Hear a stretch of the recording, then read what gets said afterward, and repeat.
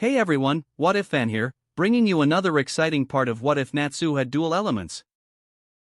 You can find the fanfic title and the original author's name on my Patreon page. Make sure to check it out and show them some love. If you enjoy the video, don't forget to like, subscribe, and ring that notification bell so you never miss an upload.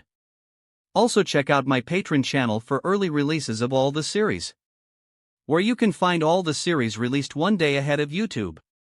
Alright, let's jump into it. Chapter 22, Revelations. That same morning, fairy tale construction site. Everyone!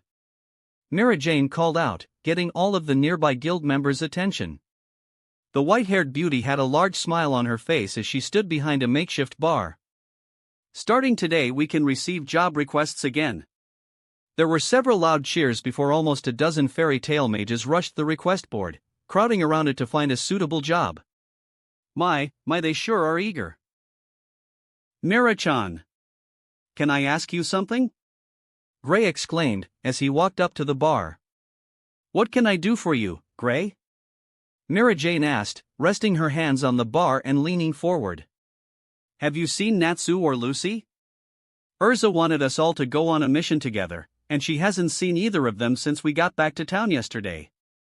Gray replied, as he took a seat. Well, I haven't seen either of them, Mira Jane said, pointing to the other end of the bar. But he might know where they are. Gray turned his head and was surprised to see Happy by himself. The blue cat was currently munching a fish Mira Jane had given him. Oh, Happy! Mira Jane's sweet voice caught the cat's attention. Do you know where Natsu and Lucy might be? I don't know where they are, Happy replied, which surprised both Gray and Mira Jane. The blue cat was usually always at Natsu's side. When we got back to Magnolia, I was really tired from carrying him, so Natsu said he'd walk the rest of the way home. But when I woke up this morning he wasn't there. I'm pretty sure he went to Lucy's house and stayed the night there. Actually, that makes sense, Gray said, as he rubbed his chin. Flame Brain probably went to check up on Lucy, and the idiot probably fell asleep at her place. Oh, I bet they did more than sleep, Mira Jane thought, suppressing her giggles. If what Kana told me is true, it's only a matter of time before those two hook up. Then I can finally get my chance. Well, Happy is probably right, Gray said, as he stood up from his seat. Urza was pretty insistent on us going on a mission, so I'll go check and see if those two are at Lucy's place. However, Gray hadn't taken 5 steps before someone called out to him. Oi, Ice Princess! Where you off to? Gray spun around to see Natsu and Lucy walking up the makeshift bar. But Gray was surprised to see that Lucy had changed her hair, and that she was holding hands with Natsu. The Ice Mage also noted that Lucy appeared to be rather flustered, if the slight blush on her face was any indication. Okay, what the hell is going on? Gray asked, his eyes narrowing at Natsu. Why is Lucy's hair all pink? And why the hell was she holding your hand? If I didn't know any better, I'd say you two were dating or something. It's funny that you say that, Popsicle Dick, Natsu said, as he took a seat at the bar with Lucy occupying the seat next to him. 'Cause Lucy and I are dating. So that means you back the hell off her. The silence that followed was deafening, as Mira Jane and Gray stared at Natsu and Lucy in shock. Gray's mouth hung wide open, and Mira Jane dropped the beer mug she was cleaning. What? Oh, Lucy, I'm so happy for you, Mira Jane exclaimed, leaning across the bar and hugging the surprised blonde. We need to talk now. The white-haired barmaid wasted no time dragging Lucy off to the side. Mira Jane and Lucy rushing off seemed to snap Gray out of his shocked stupor. Whoa! Whoa! Whoa! Slow the fuck down. What the fuck is going on right now? Gray yelled, as he slammed his hands onto the bar. What do you mean you and Lucy are dating? What the hell do you think it means? Natsu asked, quirking a pink eyebrow. We're boyfriend and girlfriend, lovers, sweethearts, soulmates. Do I need to fucking spell it out for you? When the hell did this happen? Gray exclaimed, as leaned closer to the dragon slayer, a little too close for Natsu's comfort. It happened after I beat Gajeel. We confessed our feelings and I kissed her. We've been together since then. Natsu replied, pushing Gray's face away. The Dragon Slayer hopped over the bar and poured himself a drink. Okay, I guess I can understand that you two are dating now, but what's up with Lucy's hair, and is that a tattoo on her neck? Gray asked, as he glanced at the blonde as she spoke with Mara Jane. Lucy's my mate, you figure out the rest. Natsu said, taking a sip of his drink. Wait. Gray muttered, as the gears in his head began to turn. Suddenly Gray's eyes shot open as realization hit him like a ton of bricks. Oh my god. You two foo dash. Before Gray could finish, Natsu slapped his hand over the ice mage's mouth. If you don't want to be a pile of ash, you won't finish that sentence. Natsu snarled, glaring fiercely at Gray. Lucy doesn't want us being a couple to be some big deal, so we're keeping it quiet right now. So we're only letting a few people know. And yes, Lucy and I did have sex. So, I'd appreciate it if you didn't go around telling everyone this. Also, that's not a tattoo, it's a mate mark. It shows everyone that Lucy's my girl, that's also why her hair changed too. Now I'm going to take my hand off your mouth now, and you're not going to breath a word of this to anyone, especially Urza. I'll tell her on my own. Got it?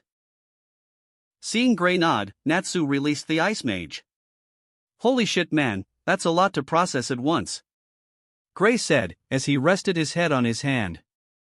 But congratulations, I guess, Lucy is a great girl. Thanks. Natsu said, handing Gray a drink. I really do love her. But I always thought you had a thing for Urza? Gray said, as he took a sip of his drink. I still do. Natsu replied, which nearly caused Gray to spit out his drink. For the love of God, before you go yelling again, let me explain. Natsu glanced around to make sure no one was looking and leaned closer to the ice mage. Again, you tell this to no one. All of this has to do with my magic. Normal dragons are naturally driven to take one mate during their lifetime, and that trait is passed down to dragon slayers. However, this process is different when it comes to dragon kings. Dragon kings take up to 3 mates each to ensure their magic is passed on to another generation. Since I was raised by 2 dragon kings, my magic is driving me take multiple mates. It's not something I can control. So you'll have up to 6 girlfriends? How will you choose them? Gray asked, which caused Natsu to release a light sigh. That's the thing. My magic kinda picks my mates at first sight. Natsu replied, as he ran his fingers through his spiky pink hair. I already know who 4 of my mates are though. Man, I don't know whether to be jealous or worried. Gray said, taking another sip of his drink. So who are your other mates? It's pretty obvious Urza is one of them, so who are the other 2? I ain't telling you. Natsu said, as he smirked at Gray. You'll just have to wait and see. TCH, fine. Gray said, a smirk of his own spreading across his face. So, how is Lucy under the sheets? Well. Natsu muttered, as he glanced at Lucy to make sure she wasn't looking.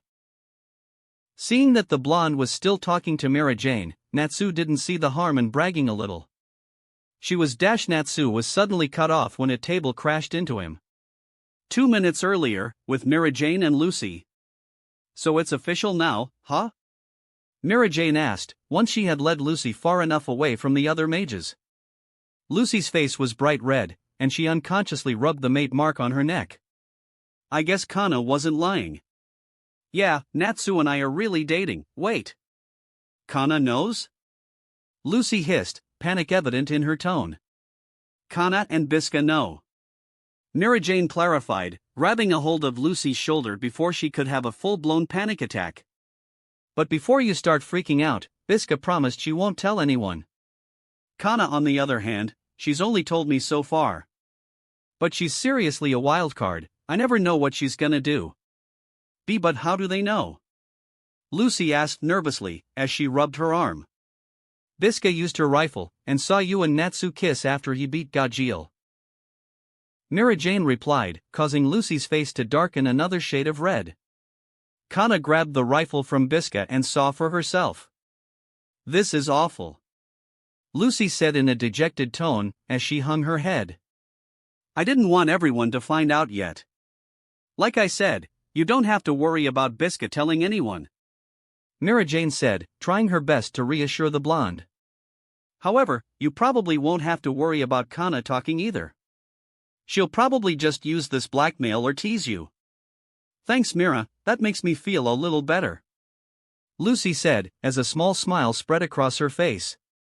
"So," Mira Jane hummed, nudging Lucy with her elbow, "how has it been dating Natsu? Have you two done the deed yet?" "Actually, we have," Lucy said, as she began to fidget slightly in embarrassment. "That's why my hair has all of these pink streaks. Also," Lucy turned around and pulled down her collar, giving Mira Jane a better look at her neck. "There's this." "Is that?" Mira Jane breathed out, her eyes slowly widening when she spotted the mark on Lucy's neck. "Yeah, it's my mate Mark," Lucy said, as she brought her collar back up. "Oh. I'm so happy for you, Lucy," Mira Jane squealed, pulling the blonde in for a tight hug. "When did this happen?" "Last night," Lucy replied, as Mira Jane released her from the hug. "Natsu came over to my house last night, and one thing led to another." "Aside from your hair and the mate Mark, has anything else about you changed?" Mira asked, inspecting Lucy from head to toe, looking for anything else abnormal. "Now that you mention it, my senses have become a lot stronger," Lucy said, which caused Mira Jane to nod her head. "Yes, the book I showed you mentioned that our senses would be greatly enhanced," Mira Jane said, placing her hands on her hips. "What is it like having stronger senses?" "It was a little weird at first, but it's actually pretty cool," Lucy replied, as a grin spread across her face.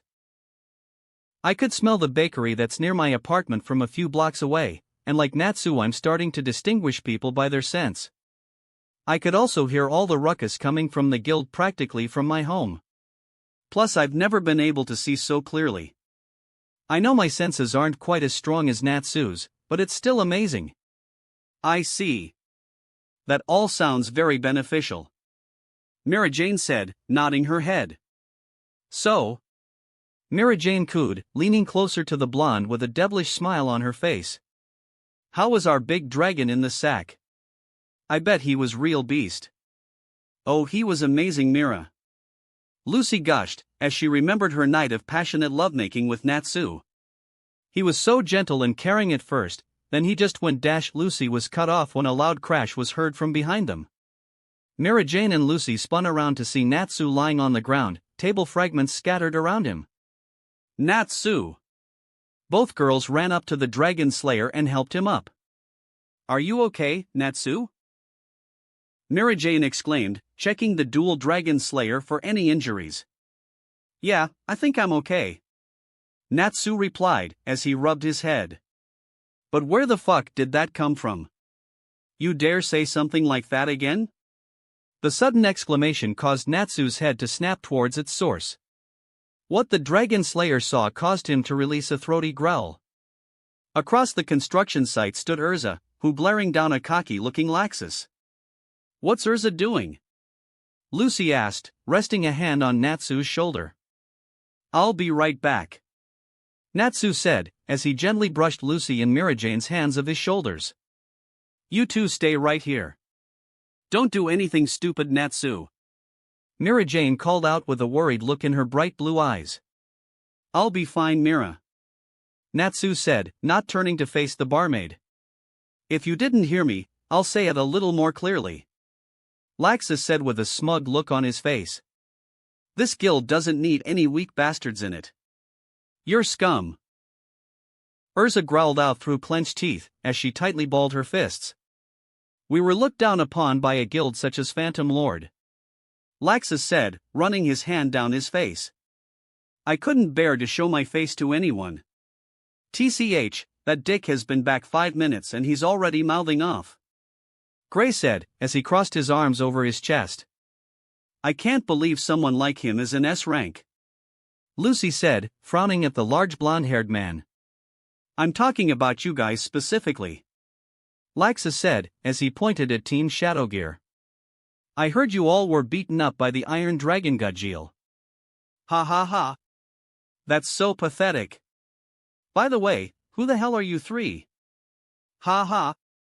You're all such a disgrace. As Laxus laughed at a now crying Levi, he never noticed Natsu stalking towards him. This bastard. Lucy snarled, feeling her own anger spiking. I can't believe he made Levi-chan cry. Don't think I forgot about you. Laxus said, as he turned to face Lucy. You're the stupid bitch who started all of this. Laxus. Mira Jane yelled angrily, slamming her hands onto the makeshift bar. The matter is closed. Noah's to blame for what happened. You weren't even here to fight, so we don't need you to add your 2 fucking cents. And that's an order from Master. TCH, of course it doesn't have anything to do with me. Laxus said, glancing at Lucy and Urza. But if I were there I wouldn't have been beaten so badly and put on such a pathetic display. Laxus' words caused Urza to shake in anger. Before the scarlet-haired knight could act, someone else beat her to it. Laxus quirked an eyebrow when he felt someone grab his shoulder. The large man turned to see that Natsu had his hand tightly gripping his shoulder. Natsu's head was lowered, his wild pink locks hid his eyes and his breathing appeared to be somewhat ragged. Oi, what's your problem? Laxus was cut off when brilliant orange lightning exploded off Natsu's body. Natsu raised his head, revealing eyes full of fury. Laxus had no time to react, as Natsu's electrically charged fist crashed into his face. Natsu's attack sent Laxus flying across the construction site, and crashing through several tables. How dare you! Natsu snarled, as orange lightning continued to flow off his body. How dare you say such disgusting things to Levi, Jet, Droy, Urza, and Lucy? Did you know Levi and Team Shadowgear almost died? Natsu. Levi thought, wiping a tear from her eye. You always stand up for all of us. Do you even give a shit? Gajeel almost killed Lucy too, does that even faze you? The lightning encasing Natsu only became more intense as his anger increased. Are you just some sick fuck who derives pleasure from putting others down? How can you call yourself a fairy tale mage? By now Laxus was back on his feet, and glaring Natsu down. However, Laxus took a slight step back when Natsu began to advance towards him. I said I'd destroy you next time we met, and I meant it. Natsu, don't! Lucy exclaimed, tightly latching onto Natsu's arm. That asshole isn't worth it. So please stop this fighting. Be the bigger man. Natsu was stunned as he watched Lucy stand in the middle of his lightning, completely unfazed by it. She must be immune to his magic now because of us being mates now. Natsu thought, as he stared down at his blonde-haired mate. TCH, you're fucking lucky Lu stopped me. Natsu said, fiercely glaring at Laxus. Because I was ready to bury you. Whatever, you little bastard. You just got a lucky shot on me is all. Laxus growled, rubbing the large bruise on his cheek.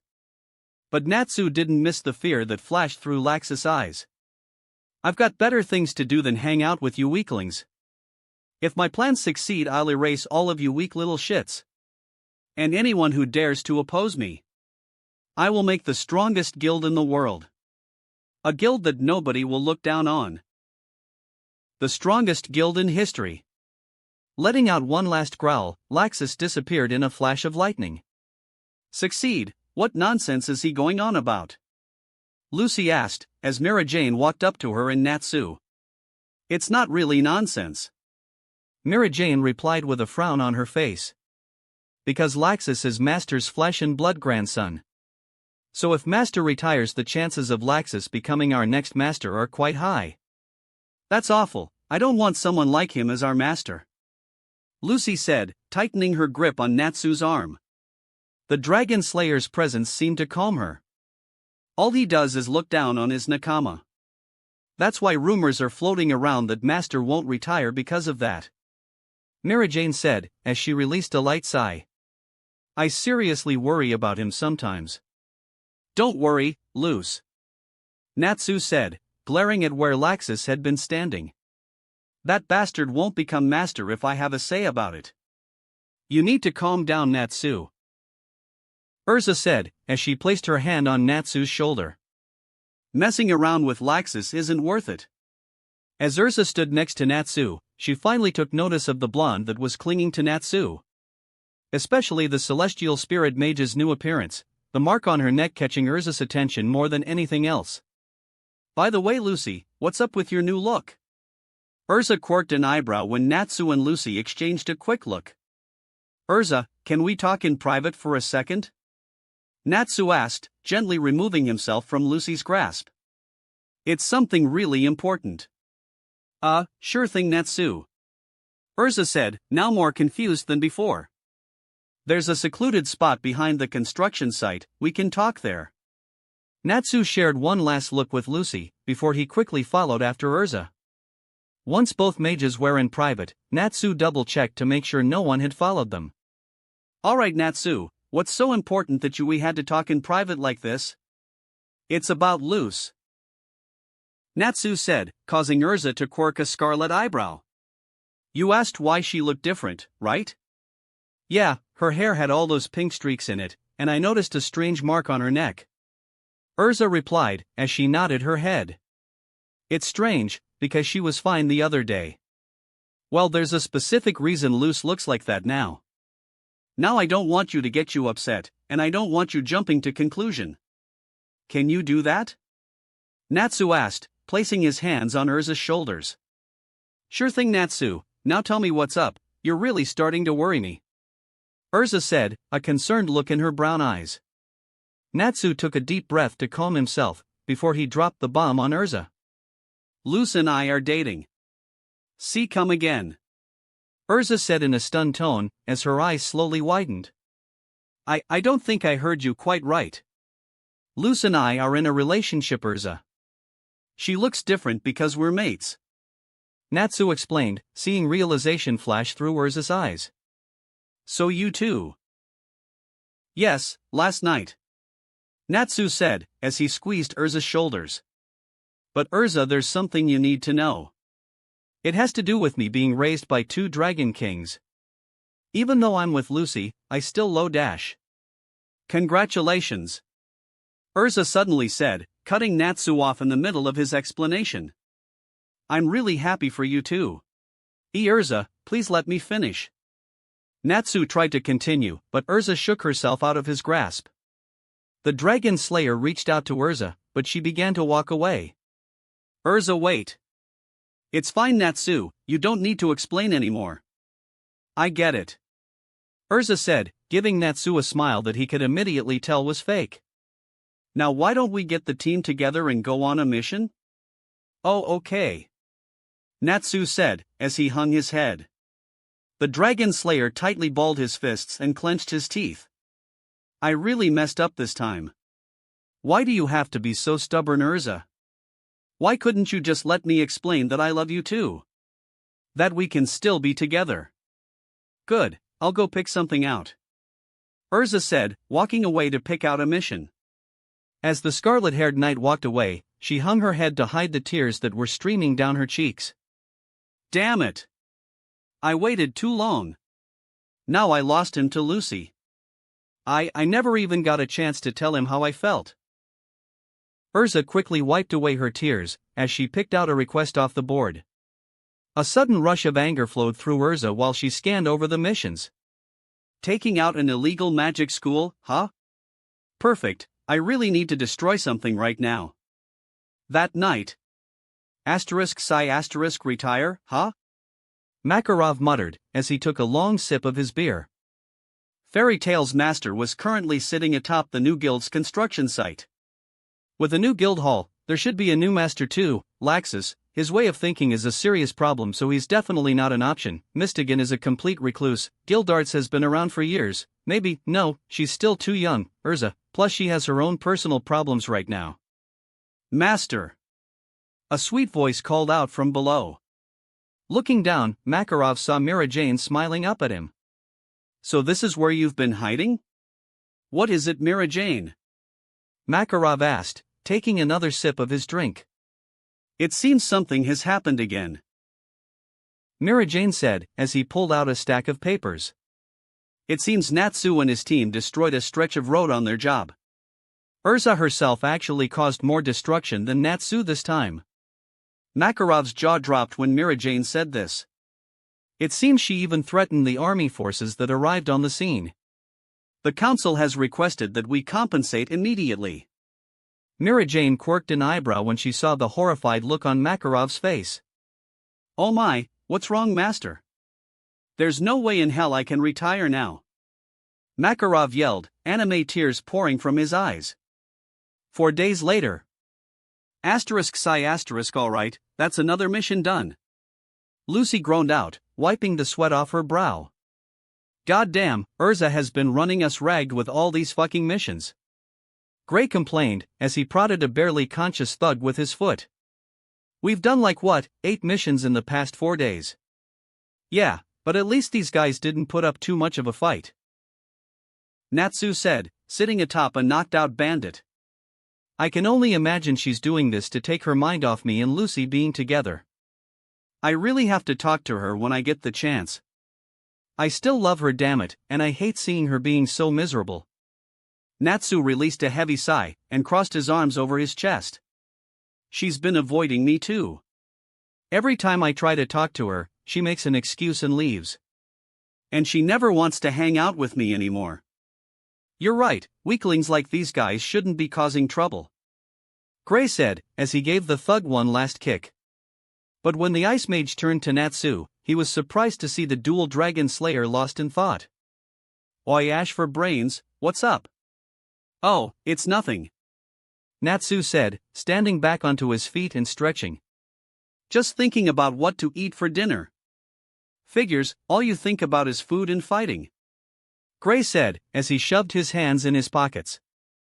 I'm finished over here as well, Urza said, walking up to the group as she dragged an unconscious thug behind her. But as Urza approached, she noticed a bandit trying to scramble away. Releasing a throaty growl, Urza dropped the thug she was dragging and chased after the fleeing bandit. I don't think so, Urza dove after the bandit and shoved him to the ground. The scarlet-haired knight dug her boot into the bandit's back as she pulled his arm back. The bandit howled in pain, feeling his arm slowly being pulled out of its socket. I think you need a little more punishment. Urza, that's enough, Natsu said, as he placed his hand on the knight's shoulder. Let's just call the magical council, and have them apprehend these guys. ***Fine, Urza said in an annoyed tone, releasing the thug's arm. With an upset huff, Urza stormed out of the room. Let's get out of here.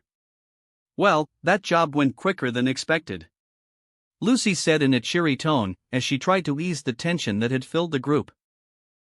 TCH, I barely had a chance to really let loose, Urza said with a scowl on her face.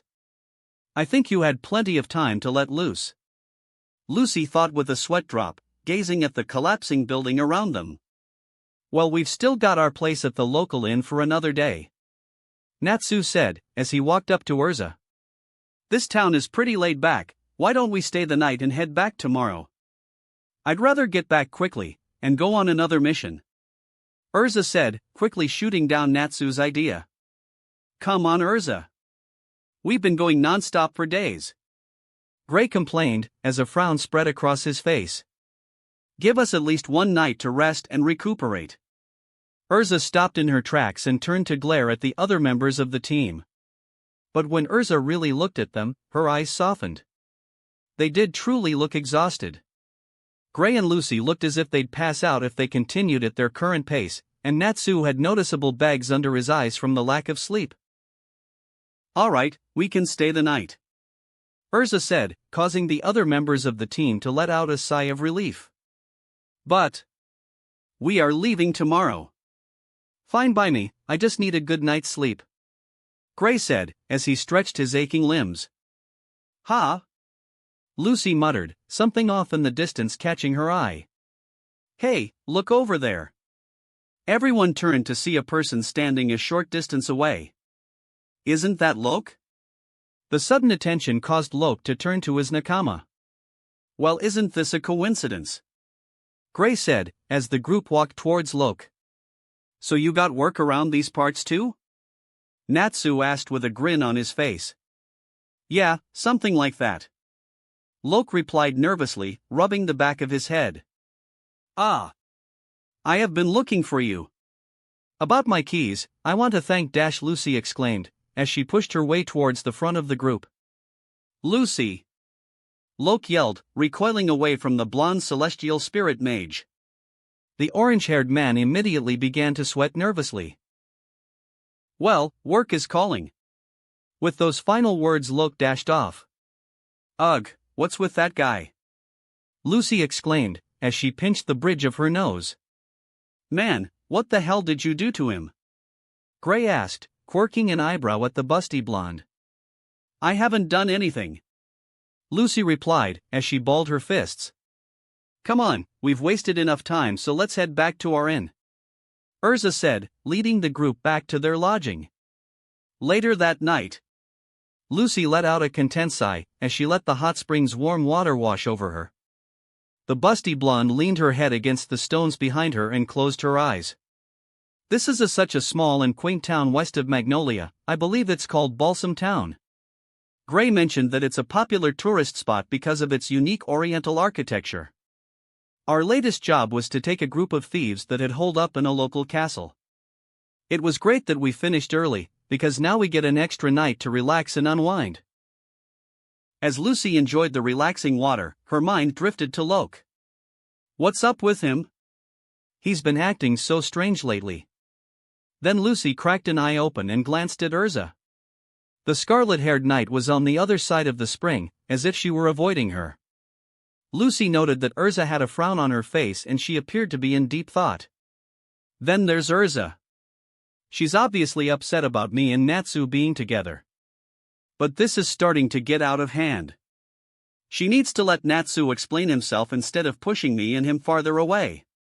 Lucy groaned and briefly dunked her head under the water. Hopefully Natsu can get through to her soon, because I hate seeing Urza like this. She's only hurting herself. While Urza and Lucy enjoyed the hot springs, Gray and Natsu got some much-needed rest in their room.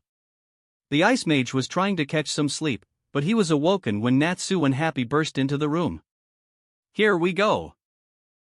Natsu exclaimed, as he tossed down his blanket and pillow. Man!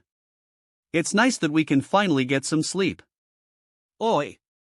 Gray yelled, turning over to glare at the dragon slayer. I'm actually trying to sleep here. So can you shut the hell up? Geez, you need to lighten up, man. Natsu said, as he set up his blanket. When Natsu was all set up, he stretched and headed for the door. Well, I'm gonna go get something to drink. I don't care. Gray mumbled, placing a pillow over his head. Just keep it down. By the time Natsu left the room, Urza and Lucy had gotten out of the hot spring. Urza said that she was heading straight back to the room to rest, so Lucy decided to walk around the inn for a bit and enjoy the nice night air. As Lucy walked, she summoned Plu to keep her company, the little celestial spirit walking beside her. Ah, what a great night! Lucy said, as she took a deep breath. And that bath was just what I needed too. But it would have been better if Urza weren't acting so strange. Lucy hung her head when she remembered the look on Urza's face. It's like she hates me now, or something. Hey there, pretty lady. A sudden voice caused Lucy's head to snap up. She saw two shady-looking men standing in front of her, blocking her path. You look great in that yukata. You sightseeing? How about it, little missy? The second, larger man said, leaning closer to Lucy. Want to get a drink with us? Sorry, but I have a boyfriend. Lucy said, as she turned away from the men. Oh, come on. The smaller man cooed, beginning to follow after Lucy. Just for a little while, I'm sure your boyfriend won't mind. That's where you're wrong. He would mind very much. He doesn't take too kindly to sleazebags like hassling me. Lucy said, as she turned to glare at the two men. I bet he's actually looking for me right now, so again I'm sorry but I'll have to pass. Oi, that wasn't a request, lady. The larger man said darkly, grabbing a hold of Lucy's shoulder. Yeah, you're coming with us. The smaller man said, as he gripped one of Lucy's arms. We're gonna have a real fun time. But before either man could continue, an overwhelming wave of killing intent washed over them. The killing intent was so powerful that both men immediately collapsed to their knees. Then a blistering wave of heat slammed into both men, causing them to shake in fear. Both men gasped in pain when they felt a strong hand wrap around their throats and lift them into the air. You should listen to her. A menacing voice said. The men struggled to see who was attacking them. All they managed to see were glimpses of pink hair. I don't like people messing with my girl. I should kill you both for trying to force yourselves on her. But I don't want to burden the innkeepers with cleaning up your corpses. Then without warning, the assailant slammed both men's heads together, instantly knocking them unconscious. Natsu? Thank God you showed up. Lucy exclaimed, pulling the dragon slayer in for a tight hug. Don't worry, Luce, I said I'll always protect you, and I meant it. Natsu said, as he pulled in Lucy closer. The dragon slayer glared down at the men, before he spit on both of them. Thanks for getting me, Loke. If you hadn't gotten me in time, and these assholes had done something to Luce, I wouldn't have been able to hold back. Lucy was surprised to see that Loke was indeed standing off to the side. It was nothing really. Loke said, rubbing the back of his head nervously. Those two were actually my targets, but I felt you should be the one to take them out, Natsu. Loke reached down and grabbed both unconscious men by their collars. Well, I guess I'll go turn these two in. Wait. Lucy called out, as she grabbed the back of Loke's jacket. Thanks for getting Natsu. And thanks you so much for finding my keys. Oh, don't mention it. Loke said, scratching his chin. I was just doing what was right. Hey, if you don't mind, could we talk for a bit? Lucy asked, which shocked Loke. Well, you probably want to talk to him in private. Natsu said, releasing his grip on Lucy's waist. I'll see you back in the room, Luce. Come on, Loke. Lucy said, as she tugged on the man's sleeve. There's a little bar up ahead. 5 minutes later. Hey. Lucy muttered, glancing at Loke, who was seated several seats away from her. You don't have to sit so far away. Sorry. Loke almost whispered, as her nervously chuckled. I've been meaning to ask this for a while now. Lucy said, swirling around the drink in her hands. What's your deal with celestial spirit mages? Lucy waited for a response, but after almost a minute she never got one. It's fine if you don't want to tell me, but you know, I am who I am. Yeah, I know that. Loke said, as he stared down into his drink. I'm really sorry, if I've been bothering you, I apologize. You should just forget about me. What's up with you? Lucy asked, quirking an eyebrow at the sad-looking man. It sounds like you're breaking up with your girlfriend, or something. Seeing that Loke wasn't going to say anymore, Lucy sighed and stood up from her seat. Well, whatever. I was just curious, anyways. Thanks for getting Natsu. You know, you really are a nice guy. A small smile spread across Lucy's face as she gazed at Loke. Besides, no matter what you say, we're still nakama. Well, I'll just dash. Lucy was shocked when Loke reached out and grabbed her hand. Loke? Please wait. Loke said, before he pulled Lucy in for a tight hug. Lucy. What's wrong, Loke? Lucy asked, shocked when she felt Loke begin to tremble slightly. I don't have long to live. Loke said, as he released Lucy from the hug and locked eyes with her. Loke. Lucy breathed out, her eyes widening considerably. What's going on? Loke simply stood silently for a few moments, before he lowered his head. Lucy was stunned when the orange-haired man suddenly burst out laughing. What? Ah ha ha ha ha. Loke laughed, as he winked at Lucy. You totally fell for it. That's a little trick I use when I'm chasing after girls. Lucy began to grit her teeth to hold in her immense anger. It gets me some great sympathy points. So what do you think? The sound of a harsh slap filled the empty bar. Lok nervously smiled, feeling the stinging handprint on his cheek. Lucy said, beginning to shake in anger. I hate those types of fucking jokes. You're a bastard. Then with a huff Lucy stormed out of the bar. What am I doing? Lok thought, as he hung his head in shame. I let my emotions get the better of me. I can't drag Lucy into this, I already. Chapter 23, Celestial Spirit King. The next, fairy tale construction site. Back off, Ice Princess. Natsu growled, butting heads with Gray. I don't want to have to kick your ass in front of everyone. Ha! I'd like to see you try that, Ash for brains. Gray shot back, as he glared at the dual dragon slayer. Both mages were covered in bandages, while they continued to bicker and fight. What's up with those two? Elfman asked Mira Jane, staring at the duel from his place at the makeshift bar. They've been like that since they got here. I heard a pillow fight escalated into a full-out brawl during their last mission. Mira Jane said with a smile, as she wiped off the counter. The white-haired barmaid looked at Natsu with affection in her bright blue eyes. Oh Natsu, 1 second you act all serious and cool and the next you're like a big kid. You can rally everyone to your side, and put a smile on their faces at the same time. You may not know it, but you're the heart of this guild. When we're down you motivate us all to get right back up. Juvia hopes Gray-sama and Natsu are okay. Juvia thought, peeking at both mages from behind a nearby wall. Why do you have to take pillow fighting so fucking seriously? Gray yelled, as he grit his teeth.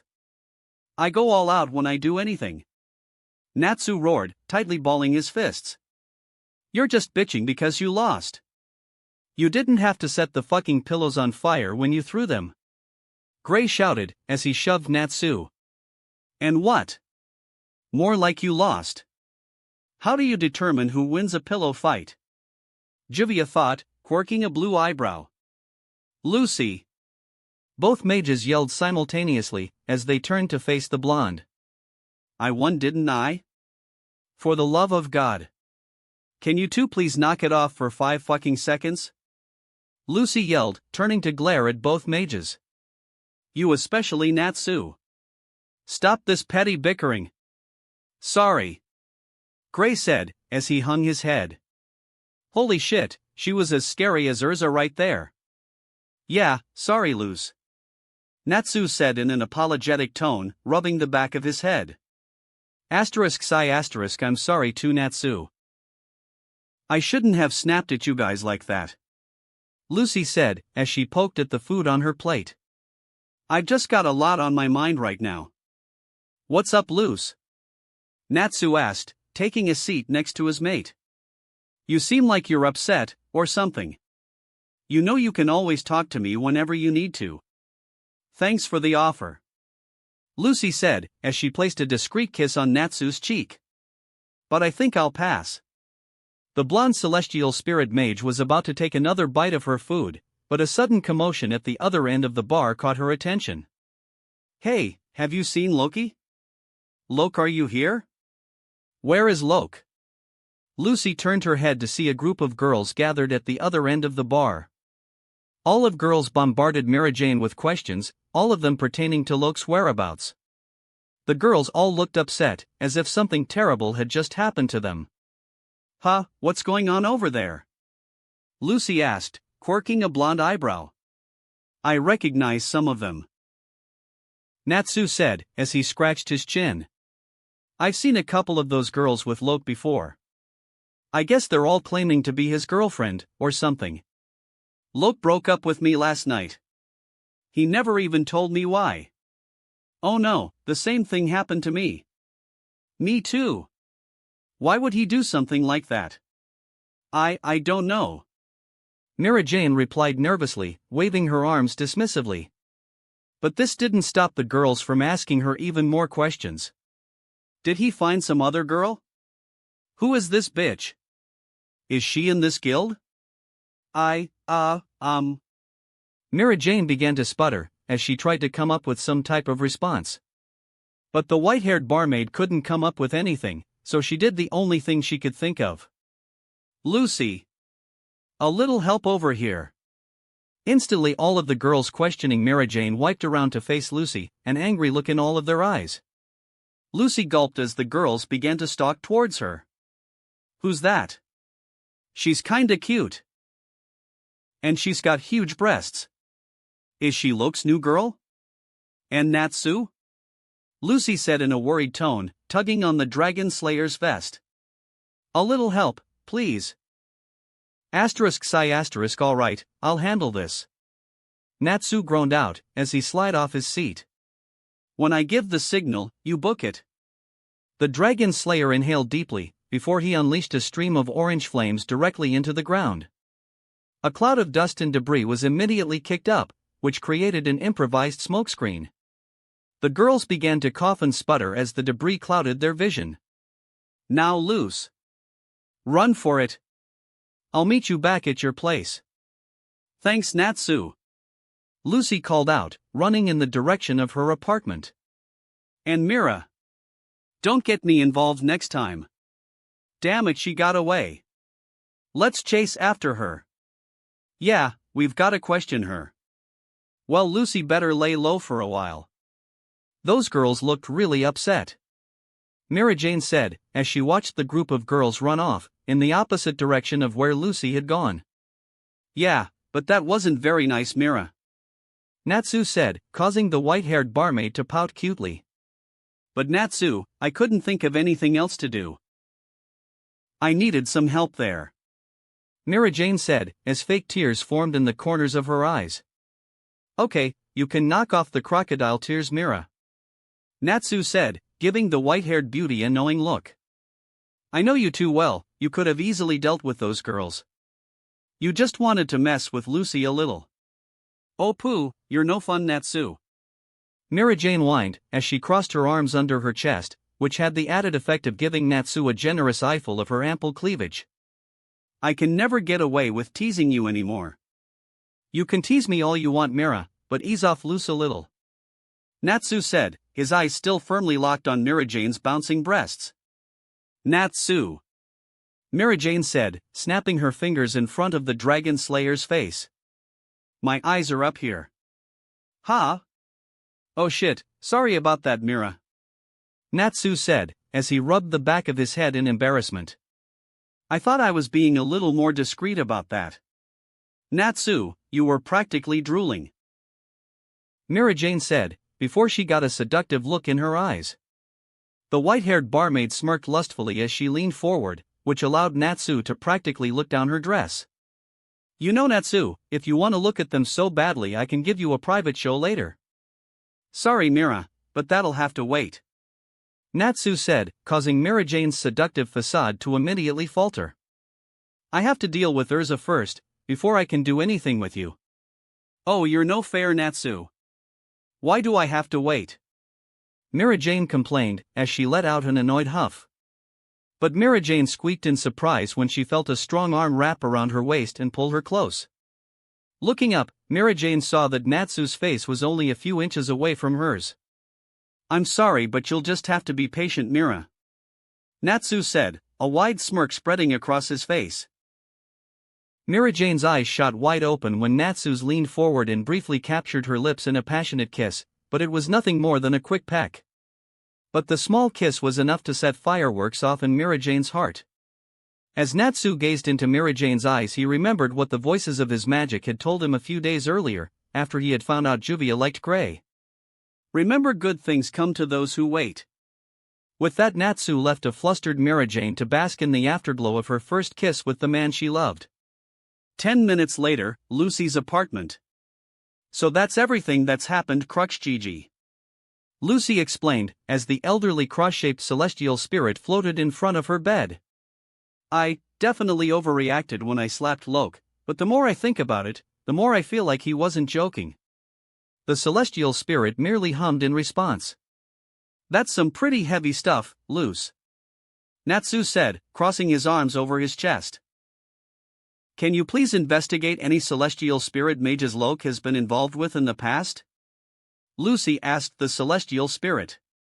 Crux nodded his head and appeared to immediately fall asleep. Loose. Natsu said, tapping his mate on the shoulder. I hate to break it to you, but it looks like that guy fell asleep. No, he's simply searching for information, Lucy said, as she leaned back on her bed. Are you sure? Natsu asked, looking at the celestial spirit skeptically. Because I'm almost sure he's snoring right now. Crux Gigi is an expert on celestial spirit magic, Lucy explained, as she moved a few stray pink locks out of her eyes. He knows everything that's going on in both the human and celestial spirit world. He even knows which spirits are summoned by which mages. Natsu and Happy nearly jumped out of their skin when Crux suddenly let out a loud scream. Oh, you found something, Crux Gigi? Crux grumbled, readjusting himself in the air. In the spirit world, one's personal activities are still private, so I can't be too precise. But I found out that the celestial spirit mage Mr. Loke was in contact with his Ms. Karen Lilica. Karen Lilica! Lucy exclaimed, as her eyes widened. Karen Lilica? I think I've heard that name before, Natsu said, rubbing his chin as he tried to remember where he heard the name. But I can't seem to remember. She was a very famous celestial spirit mage, Lucy explained, as she grabbed a copy of the Weekly Sorcerer that was on her nightstand. She found a particular issue and showed the cover to Natsu. And she's a beautiful woman who's been on the cover of Weekly Sorcerer magazine several times. Oh, that's where I've heard of her, Natsu said, nodding his head. Mira did a photo shoot with her one time and told me about her when she got back. Yeah, but I heard she died on a mission a few years ago, Lucy said in a slightly saddened tone. If I remember right, she was a member of Blue Pegasus. The blonde celestial spirit mage then turned back to Crux. So, what does she have to do with Loke? That is all I can say, Crux said, causing a frown to spread across Lucy's face. After a few moments it appeared as if Crux fell asleep again. Well, it looks like he's actually looking something up after all, Happy said, as he raised his paw. No, he's actually sleeping this time, Lucy corrected, causing Happy to facefault. Karen and Loke. Lucy closed her eyes as she went into deep thought. After a few moments Lucy's eyes shot open as a sudden thought occurred to her. What's wrong, Luce? Natsu asked, as he placed a hand on Lucy's shoulder. I feel kind of funny, Lucy replied, clutching a hand to her head. Natsu was about to ask how he could help, but the door to Lucy's apartment suddenly burst open. Ready to attack the intruder, Natsu was surprised when Gray ran into the room. Lucy! Natsu! We got big trouble, Gray yelled, as he came to a skidding stop in the middle of the room. Loke left fairy tale. What? Lucy and Natsu exclaimed, leaping off the bed. Why would he do something like that? Lucy asked, as she quickly threw on her boots. Nobody know, Gray replied, pointing out a nearby window. But everyone is out looking for him right now. Gray clenched his teeth and tightly balled his fists. That guy has been acting strange for a while now. Could it be? Lucy muttered to herself, as she finished lacing up her boots. Natsu! You go help everyone look for Loke, I think I may have a clue.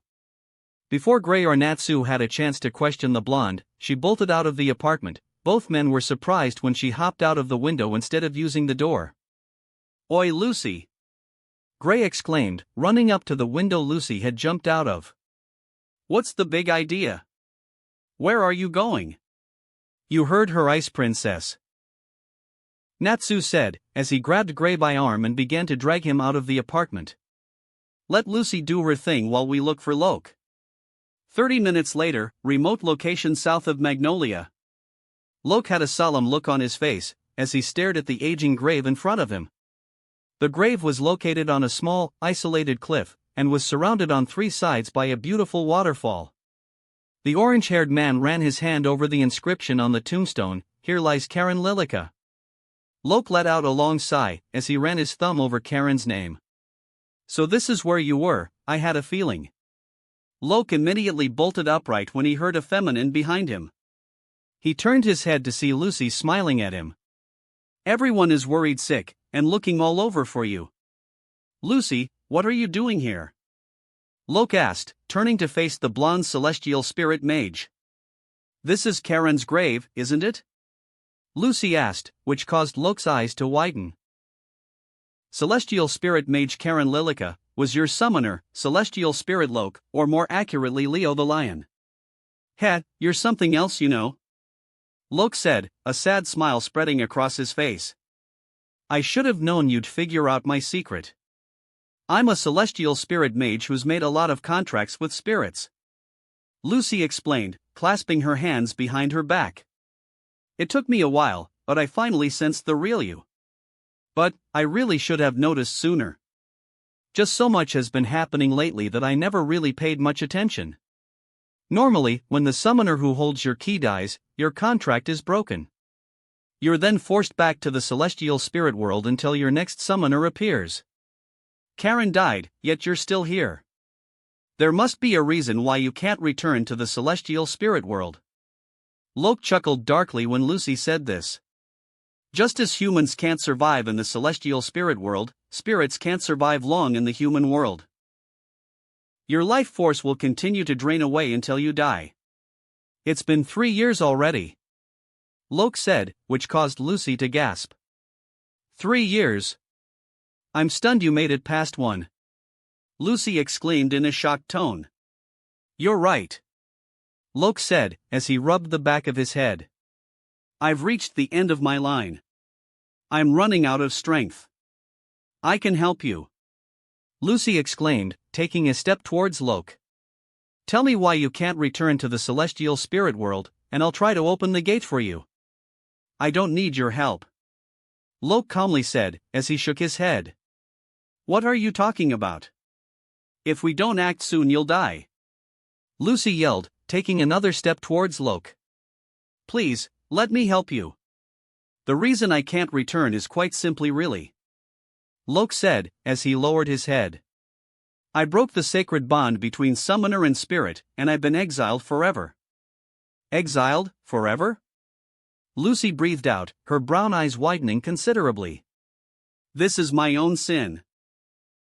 Loke said, as he raised his head and locked eyes with Lucy. I'll die without any complaints. I'm a traitorous spirit. I killed my own summoner Karen. You killed Karen, you killed your summoner? Lucy repeated, her voice full of disbelief. That can't be right. A spirit that kills his summoner cannot return to the celestial spirit world. Loke explained, as he gazed at the grave behind him.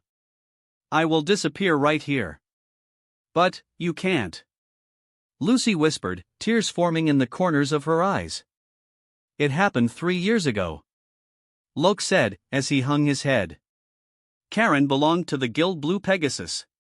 She always used to mistreat and abuse her spirits, using us for menial tasks, and treating us as if we were tools. Loke suddenly tightly clenched his fists. She even used Ares as a shield once. One day Karen was beating Ares, and she threatened to keep her trapped in the human world for 7 days as a punishment. I couldn't stand sitting back and watching anymore, so I swapped places with Ares. She was furious of course, but I wanted her to terminate mine and Ares' contracts. She refused, so I told her I'd stay in the human world until she broke our contracts. As long as I remained in the human world she wouldn't be able to summon other spirits. I told her to meet when she was ready to break our contracts. Dozens of times Karen came to me and tried to negotiate terms, but I would only accept the termination of our contracts. But Karen was just so damn stubborn. So eventually 3 months passed, and by that time I had become accustomed to staying in the human world. I had finally decided to forgive Karen, but when I returned to Blue Pegasus I learned that Karen had died during a mission. After that Loke suddenly began to wobble, before he collapsed onto the ground. Loke! Lucy yelled, running up to the orange-haired man and helping him sit upright. I'm almost out of time. Loke breathed out, as he clutched his head in pain. Don't say that! Lucy exclaimed, grabbing onto Loke's shoulders. Wait. Please just hold on. Panned because of me, Karen couldn't summon any of her other spirits. Loke said, as he placed his face on his hand. Panned and in her state, she went on a mission and lost her life. I killed her, or was at least the cause of her death. Loke removed the hand from his face as it began to disappear. Ever since that day, I'd been unable to return to the celestial spirit world. This may be the end for me, but even so I'm happy to have met such an amazing celestial spirit mage. Loke turned to Lucy and gave her a weak smile. Thank you, Lucy. Hold on. Lucy yelled, tightly gripping Loke's shoulders. We're nakama. I'll help you for sure. I'm not gonna let you give up just yet. Give my regards to everyone in guild. Loke said, as he ignored Lucy. If you go back to the celestial spirit world you can regain your life force. Lucy exclaimed, beginning to sweat nervously. I promise I'll send you back there. It can't be done. Loke said weakly, as more of his body began to fade away. Please. Don't you think it's strange? After what you told me, there's no way anyone would think you killed Karen. It wasn't your fault, it was an accident. Lucy screamed, pulling Loke in for a tight hug. Open. Gate of the Lion. Return Loke to the celestial spirit world. Open. Please. Lucy. Loke said, as he gently pushed the blonde away. It's fine, so please just stop. It's not fine. Lucy screamed, gripping Loke's arms. How can I just sit back and let one of my nakama disappear right in front of me? What would Natsu and the others think of me if I didn't even try? I'd never be able to live with myself. Loke's eyes widened when the amount of magical power Lucy was using spiked dramatically. Lucy! You can't use so much power at once. Loke yelled, as his eyes filled with worry. Have you been listening to me? I said I'd save you for sure. Lucy exclaimed, her entire body beginning to glow brightly with magical energy. I'll just force your gate open, and send you back to the spirit world. It won't open, Lucy. Loke shouted, as he tried to push the blonde away, but she wouldn't let go of him. Celestial spirits who disobey their summoners cannot return to the celestial spirit world. Loke began to panic as Lucy's body began to glow even brighter. You have to stop. You're starting to merge with the spirit energy. If you keep this up you'll disappear with me. What will Natsu think if you suddenly disappeared? Tears began to flow from Loke's eyes. Please don't add to my sins. What sins? Lucy yelled, her magical energy spiking once again. If that's the rule in the celestial spirit world then I'll change it. That's something Natsu would do. Both Loke and Lucy gasped when a new incredible source of spiritual energy formed behind them. A giant vortex began to form in front of the waterfall in front of them. What's happening? You've gotta be kidding me. Loke breathed out, as his eyes widened. No way. Before Lucy and Loke appeared a massive and imposing figure, adorned in brilliant armor. The Celestial Spirit King? What are you doing here? Did you say K-King? Lucy asked, glancing at the stunned spirit beside her. You mean the most powerful celestial spirit of all? My old friend, we who pledge oaths to humans. The Celestial Spirit King's voice boomed as he addressed Loke. We who bear keys, we are forbidden from killing our summoners. Though not directly, you did indirectly cause your summoners death, Leo. It is forbidden for you to return to the celestial spirit world. Oi! Hold on a second. Lucy exclaimed, standing onto her feet. Don't you think you're being unreasonable? Please, just give it up, Lucy. Loke pleaded, as he reached out towards the blonde. Old friend, that's the one rule I cannot not change. The Celestial Spirit King said, looking down at Lucy. He's been suffering and basically dying for 3 years. Lucy shouted, as she glared at the towering figure before her. He did all of this for his friend. It was for Aries' sake, so he couldn't help it. What you say is true, and my old friend's wish pains my heart but dash. This isn't about old friends. This about a friend right before your eyes. Lucy exclaimed, gesturing towards Loke. Please listen to me, Celestial Spirit King. Once again Lucy's magical energy surged, and she was bathed in brilliant yellow light. Can't you see this all just an unfortunate accident? I'm begging you, Loke isn't at fault here. I'll never believe he is anything but innocent. That's enough, Lucy. I don't need forgiveness. Loke roared, as tears continued to stream down his cheeks. I want to atone for my sin. Disappearing into the dark abyss, never being seen again, is fine with me. I won't let you do that.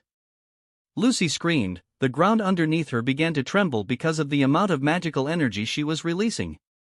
Loke didn't notice that Lucy's mate Mark was now faintly glowing. You heard what I said earlier. What would Natsu think of me if I didn't try to save you? He always gives his all to protect his nakama. He almost died saving me when Phantom Lord attacked. So now it's my time to step up and protect my nakama. Loke's eyes shot open when all of Lucy's celestial spirits appeared around her. The celestial spirits all stood around Lucy protectively. It's not a sin, I tell you. Caring about your nakama's feelings and well-being isn't a sin. This many celestial spirits, at one time. Loke thought in shock at what he was seeing. It's incredible. Suddenly the spirits surrounding Lucy disappeared, and the blonde collapsed to the ground in exhaustion. Lucy. My nakama all feel the same way too. Lucy said, digging her fingers into the ground. As a celestial spirit yourself, you should understand Loke and Aries' feelings too. You almost overdid it right there. Loke exclaimed, as he helped Lucy sit upright. It was only for a moment, but you could have died. She reminds me so much of her mother, Layla. I see amazing potential in your daughter. The Celestial Spirit King thought, gazing down at the blonde. If you would go so far for my old friend, maybe the one rule is at fault here. A smile spread across Lucy's face and Loke's eyes slowly widened. You committed a great sin for your comrade Aries' sake, Leo. I'll try and save that Leo, old friend. For the sake of that shining and radiant bond, I shall make one exception. Leo, I'll allow you to return to the spirit world. You sure got a benevolent side, don't ya, you old bearded man? Lucy said with a wide grin on her face. The Celestial Spirit King gave the blonde a toothy grin of his own. You were falsely accused, Leo. The Celestial Spirit King said, beginning to disappear in a swirling vortex of starlight. Thank the guidance of the stars. Even after all of this, if you still are compelled to atone for your sins, then I order you to become a pillar for your friends and live on. Those are the most important friends in your life. There is much nobility in the willingness to lay down your life, to protect those that are precious to you. Ha ha. Lucy laughed weakly, as she smiled at Loke. What did I tell you? This doesn't absolve my sins. Loke thought, fading away back into the celestial spirit world. The spirit of the lion wiped his tears away, and gently grasped one of Lucy's hands. But you've given me the strength to carry on. Thank you. Loke's disembodied voice said, his form fully returned to the spirit world. I look forward to working with you, and being your backbone. Me too. Lucy said, tightly gripping the new golden key in her hand. Up in a large tree overlooking Karen's grave, Natsu Dragneel sat with a small smile on his face. The dual dragon slayer couldn't help feeling a rush of pride, as he watched his mate clutch Loke's key close to her heart. That's my girl. The next day, fairy tale construction site. So you're a celestial spirit? Gray asked, shoving his hands in his pockets. Yeah, that's pretty much it. Loke replied, as he nervously rubbed the back of his head. Huh, I never noticed. Gray said, with a shrug of his shoulders. You know now that I think about it. Natsu muttered, as he sniffed Loke, causing the orange-haired man to cringe slightly. You smell a little different than everyone else. I guess celestial spirits have a different scent. Loke said with a nervous chuckle. Anyway, are you just going to carry on like you used to, Loke? Gray asked, causing a small smile to spread across Loke's face as he adjusted his glasses. Those days are in my past now that Lucy is my summoner, Loke said, as he turned to face the blonde. When Lucy is in trouble, I'll gallantly show up and rescue her. I'm her knight in shining armor. Lucy squeaked in surprise when Loke suddenly scooped her up bridal style. Speaking of which, let's discuss our plans for the future. However, Loke didn't make it 3 steps before he was stopped by a strong hand gripping his shoulder. He turned his head to see a sight that caused his heart to stop beating for a moment. Natsu Dragneel was looking at him with eyes full of rage. You may be her knight, Natsu said, deathly calm, tightening his grip on Loke's shoulder, causing the spirit to yelp in pain. But I'm her guardian dragon, and I don't like pesky knights stealing my princess. With a low growl, Natsu strengthened his grip once again. Loke had to bite his tongue to stop himself from screaming in pain. I can handle a little flirting, because Lucy's a stunning girl, so it's bound to happen. But if you ever try to take her from me, I will destroy you. Do you understand? Message received. Loke quickly replied, as he quickly released Lucy. I'm sorry, Lucy. It's fine, Loke, but just remember that I'm with Natsu. Like he said, if you want to flirt a little, go right ahead. But don't try anything too funny, because it won't work. I love Natsu, and I don't want to be with anyone else. The blonde celestial spirit mage reached into her pocket and pulled out Loke's key. Alright, you can go now, Loke. Hang on, Loke exclaimed, as he began to dig through his own pockets. Lucy quirked an eyebrow when Loke suddenly pulled out 4 tickets. Here, take these. What are these? Lucy asked, scanning over the shining tickets. Well, since I can't stay in the human world for long periods anymore, I've got these tickets for a resort hotel that I planned on inviting my girlfriends to, Loke explained, as he winked at Lucy. You all really helped me out, so I'm giving these to you as a thank you gift. You all should go and have a great time. Ah! I can't wait to go to the beach, Lucy cheered, hugging the ticket close to her chest. Man! I've never stayed at such a fancy hotel, Gray exclaimed, as he stared at the ticket with wide eyes. I can't wait to christen the bed in our hotel room, Natsu whispered hotly into Lucy's ear, causing the blonde's face to flush bright red. I've already given a ticket to Urza. Have fun, Loke called out, as he disappeared in a flash of light. What are you guys waiting for? Urza asked, walking up dressed in her beach apparel. The scarlet-haired knight was towing her usual cart full of gear behind her. This trip is the perfect chance to take my mind off Natsu and Lucy. The next night, balcony outside Urza's hotel room. Urza released a content sigh as she reclined in the lounge chair on her balcony.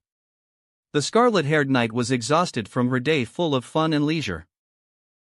She even managed to speak with Lucy earlier, and joined the team in a game of volleyball. However, Urza still had a difficult time speaking with Natsu by himself and still avoided him whenever possible. The Dragon Slayer had hurt her, and she didn't think she could handle talking to him right now. As Urza relaxed, her mind began to drift to a long-forgotten part of her memories. Her mind managed to wander to dark time in her life, a time full of hardships and tears. A time she had hoped to never think of again. A time Natsu had helped her forget. Urza bolted upright, covered in a cold sweat. The scarlet-haired knight was panting slightly, as she ran her hand down her face. Was that all just a dream? Urza asked herself, as she got off the lounge chair and headed back into her room. I must have nodded off. Urza gazed at her scarlet locks in the sliding glass mirror. She smiled softly and re-equipped back into her armor. I'm most at ease in armor after all. Heh, there's no changing a girl like me. Urza! A soft voice said from behind her door. Urza froze when she heard the voice. It was definitely Natsu. After a quick knock, the dual dragon slayer entered the room. They've got a casino downstairs. Want to come check it out with us? You know I don't like gambling, Urza said, not turning to face the dual dragon slayer. Come on, we both know that's a lie. Natsu said, as he slowly walked towards Urza. Lucy and Gray are already down there playing. Fine. Urza huffed, immediately being bathed in a bright light. When the light had died down, Urza was wearing a beautiful purple dress with red rose patterns along the sides and bottom. I'll be down in a few minutes, just give me some time to finish getting ready. However, the dragon slayer didn't move from his spot. Natsu's continued presence was really starting to upset Urza. Didn't you hear me? I said I'll be down. Now leave. Urza. Natsu said quietly, as he tightly balled his fists. The dragon slayer's head was lowered, his pink locks hiding his eyes. Why have you been avoiding me? What are you talking about? I haven't. Yes, you have. Natsu yelled, raising his head to reveal a few tears falling from his eyes. We've barely said 50 words to each other the past week. Whenever I ask you to hang out, you're always busy. You never speak to me when we're not with other people. You've been acting weird ever since I told you I was dating Luce. Please don't bring that up. Urza said harshly, as she glared at Natsu. I don't need to hear it again. Urza, it's been killing me to see you so miserable. I know you're hurting right now. Natsu said, walking up to Urza and placing his hands on her shoulders. But if you just let me explain, you'd understand. And we can all be happy again. You keep saying that. Urza screamed in Natsu's face, as her own tears started to pour from her left eye. What could you possibly say that would make things better? Then can fix my broken heart. I loved you. I've loved you for years, but you chose her instead of me. You know how much it hurt me to hear that? I love you too, damn it. Natsu yelled, pulling Urza in for a tight hug. Urza's eyes were wide open as tears continued to stream down her cheek. I love you so much it hurts. What? Urza asked, as she stood completely still. How can you love me when you're dating Lucy? I love both of you. Natsu exclaimed, tightening his hold on the scarlet-haired knight. Urza was about to speak, but Natsu cut her off. I tried to tell you before that it has to do with me being raised by 2 dragon kings. Normal dragons are driven to claim one mate in their life. However, dragon kings take on multiple mates to ensure that their magic is passed down to the next generation. Dragon kings pick their mates instinctively at first sight, and are driven to love their mates and make them happy. These traits are then passed down to dragon slayers. So, your magic is pushing you take on multiple mates? Urza asked, as she looked up at Natsu. Yes, I know who a few of my chosen mates are, you and Luce are 2 of them. I love you both so much, Urza, you have no idea. Natsu said, hugging Urza's head to his chest. It's been actually hurting me to see you so sad and down for the past few days. I only want you to be happy, Urza, to see you smile. If you're willing, we can still be together, Urza, you'll just have to share me with other girls. Natsu noticed that Urza was about to protest, but he stopped her before she could. Urza, don't you think for one second that I'll neglect any of my girls. I'll make time for all of them, and love all of them equally. There won't be any favorites or top girls. Because you're all special and amazing to me. Natsu gently cupped Urza's cheeks so that he could gaze into her warm brown eyes. Please, Urza, the dragon needs his knight. I don't know what to say. Urza whispered, as she looked deep into Natsu's eyes, trying to see any hint of deceit. Seeing none, she decided that maybe she could open her heart up to this new idea. I still love you, Natsu, and I don't want to lose you. I want to spend the rest of my life with you, by your side. A feeling of hope began to build inside of Natsu. I think I can give this whole sharing thing a chance. But, I need to know one thing first. Sure, ask me anything, Urza. Natsu said, gently wiping away the tears in Urza's eye. Why didn't you pick me to be your first mate? Urza asked, which caused Natsu's eyes to widen momentarily. I could give you the easy answer and just say it was because of Myra's little plan. Natsu said, taking a deep breath to prepare himself for what he was about to say. But that wouldn't be the true reason, the reason why I didn't pick you first is because I'm not the only man you love. Chapter 24, The Tower of Heaven. What did you just say, Natsu? Urza asked in a shocked tone, her eyes slowly widening. The scarlet-haired knight must have been hearing things. There's no way Natsu had said something like that. I don't think I heard you quite right. I said, I'm not the only man you love. Natsu said, as he avoided Urza's gaze and stuck his hands into his pockets. But, I love you, Natsu. Urza exclaimed, pressing her hands against Natsu's chest. The scarlet-haired knight could feel tears stinging her left eye again as she tried to get Natsu to look at her. I've been in love with you for years now, Natsu. You're the only one my heart wants. Urza's voice was slightly shaky and lacked her usual conviction and determination. Urza, I know you love me, and I couldn't be happier knowing that. But, Natsu said, as he gently pushed Urza away. There is someone else you love. You can deny it all you want, but I can tell. How? Urza asked, tightly balling her fists as she felt a sudden wave of anger. How can you be so sure when I don't even believe it? I figured it out about a year and a half ago. Natsu explained, as he rubbed the back of his head. Back then my feelings for you were starting to get serious and I wanted to try and start a relationship with you. But, every time I tried to cross that line between friend and lover, you would always deny me or push me away. Whenever I tried to discuss my feelings with you, you'd quickly change the subject and act as if it never happened. Urza's eyes widened when Natsu said this. Had she really done something like that? And I knew you had feelings for me. I saw the way you looked at me and how you treated me compared to the other guild members. How you'd always hug me so tight, as if you were afraid I'd disappear or something. Or how you're always so worried about me and rush to my side when I need help. I knew you loved me, Urza, but you never wanted to cross that line and I couldn't figure out why. Then one day it just seemed to click. That there was another man and your feelings for him were preventing you from being with me. And no. That's not Dash. You can deny it all you want, Urza, but deep down you know I'm right. Natsu said, as he placed a comforting hand on Urza's shoulder. The scarlet-haired knight didn't want to admit it, but deep inside her everything Natsu said made sense. She had always been hesitant to act on her feeling for Natsu, and until now she didn't know why. It took Lucy becoming Natsu's mate for her to realize that if she didn't act she might lose him for good. But was what Natsu was saying really true? Did she still have feelings for that man? A man who existed in a part of her life that she desperately tried to forget. Urza was shaken from her thoughts when Natsu suddenly brought her in for a tight hug.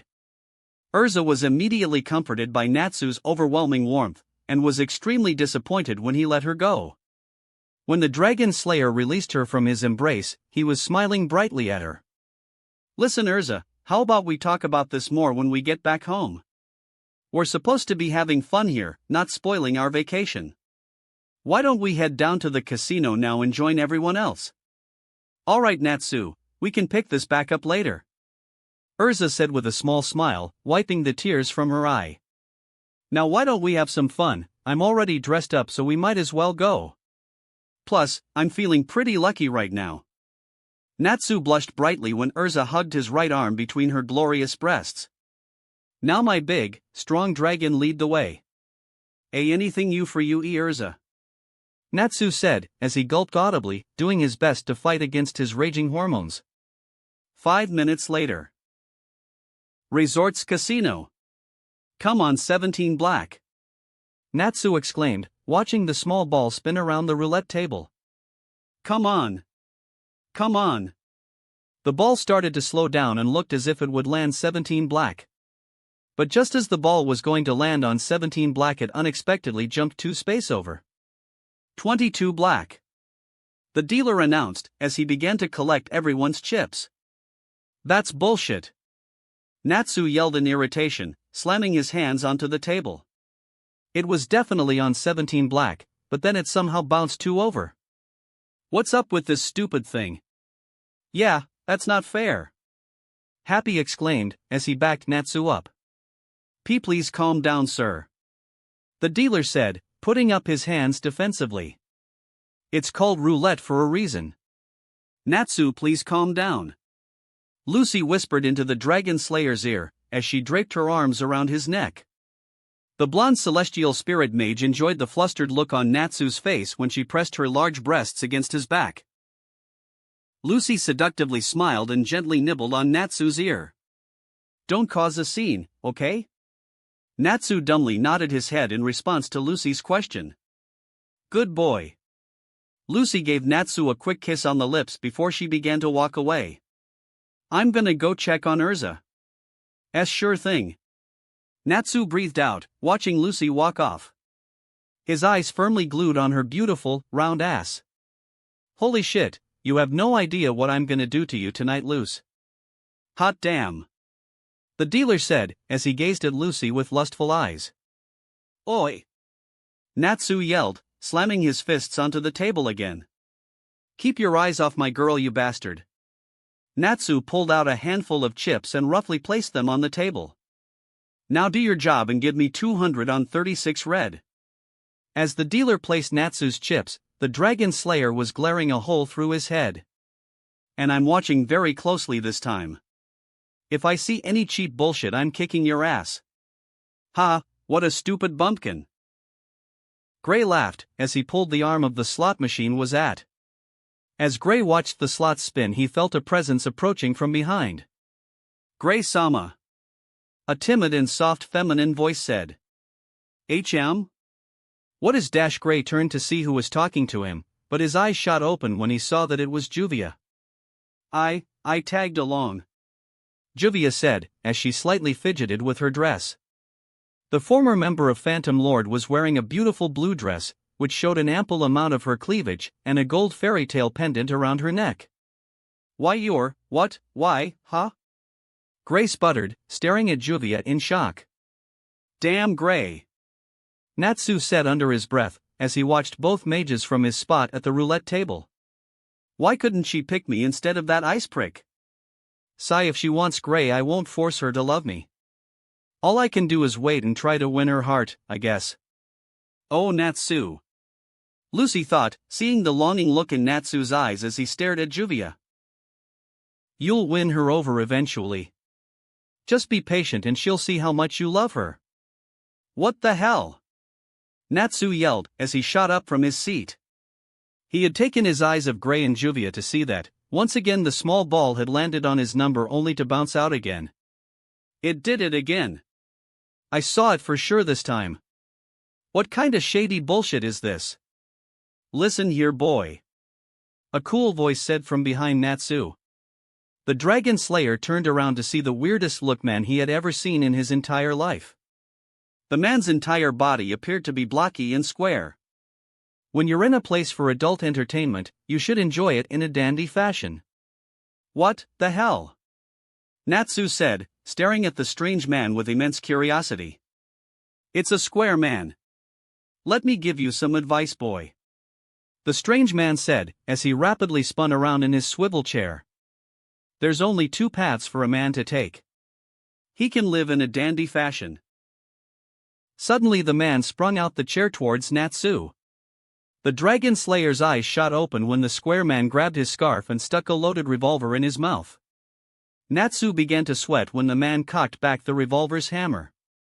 Or he can just keel over and die. That's all. He's got a gun. The dealer yelled, all the surrounding patrons running for cover. What's with this guy?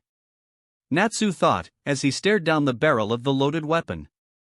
I'm only going to ask you once, boy. The man said, giving the chamber of his revolver a quick spin. Where's Urza Scarlet? Natsu didn't say a word, he merely glared at the man. Ain't talking, eh?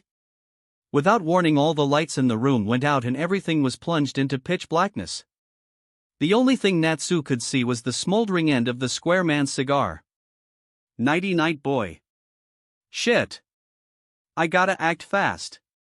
Natsu thought, as he completely covered the barrel of the gun with his mouth. Then before the square man had a chance to pull the trigger, Natsu filled his mouth with intense flames. The revolver's barrel melted almost instantly and the rest of the gun turned red hot. The square man howled in pain as he dropped the searing hot firearm. "You little shit!" the square man yelled, holding his burned hand. "That was my favorite fucking gun. I'm gonna do more than melt your gun this time," Natsu exclaimed, as bright orange flames exploded off his body. "Now start talk, where the hell did he go?" The dual dragon slayer growled as he searched for the square man, but he had seemingly vanished into thin air. "Are you okay, Natsu?" Happy asked, walking up to the dual dragon slayer.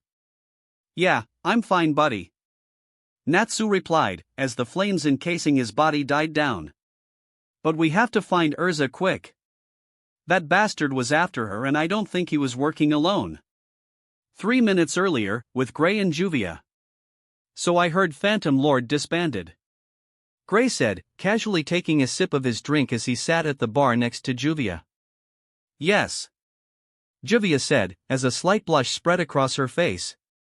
"Juvia is once again an independent mage. So, I'm guessing you want to join Fairy Tail?" Gray asked, eyeing the pendant around Juvia's neck. "Yes. Very much so," Juvia exclaimed, as she rapidly nodded her head. "Juvia would like to join Fairy Tail. Well, with what you guys just did," Gray said, rubbing the back of his head. "I wouldn't mind too much and I know Flame Brain would be happy, but I don't know what Master would say." But Natsu told Juvia that Fairy Tail is a very welcoming guild. Juvia explained, as she slightly cocked her head. "But if what Juvia has done is a problem, then Juvia will do whatever Juvia needs to do to get in." "Even if you say that," Gray said, sweat dropping at Juvia's enthusiasm. Before Gray could say any more, both mages felt a large presence looming behind him. Juvia and Gray turned their heads to see a man as big as Elfman standing behind them. Without warning, the unknown man slapped Juvia, sending her flying across the bar. "Juvia!" Gray growled and turned to glare at the imposing man. "You trying to pick a fight, you bastard? Gray Fullbuster, I presume?" the large man asked, as he towered over Gray. "Where's Urza Scarlet?" "What?" Gray asked, as his eyes narrowed dangerously. "I won't repeat myself again," the large man said, taking a menacing step forward. "Where is Urza? Just who the hell are you?" Gray questioned, as he prepared to possibly fight this stranger. "Stay away from Gray-sama," Juvia said, reforming out of water directly in front of Gray. "Juvia won't let you lay a finger on him. Juvia will be your opponent." Before Gray could say anything, Juvia turned to him. "Go find Natsu and Urza-san, they're in danger." The large man muttered, as he slightly flinched. Juvia and Gray watched as the man pressed his index and middle finger onto his temple. "You've already found her? Oh really? Is that so?" The large man's eyes darkened as he looked at Gray and Juvia. "If that's the case, then I'm going to tidy things up here." Without warning, the entire room was plunged into pure darkness. Lineage of darkness magic, dark moment. "What the hell's going on?" Gray exclaimed, stumbling around in the dark, before he entered a world of pain. 5 minutes earlier, with Urza and Lucy. "Wow! Urza, you're amazing!"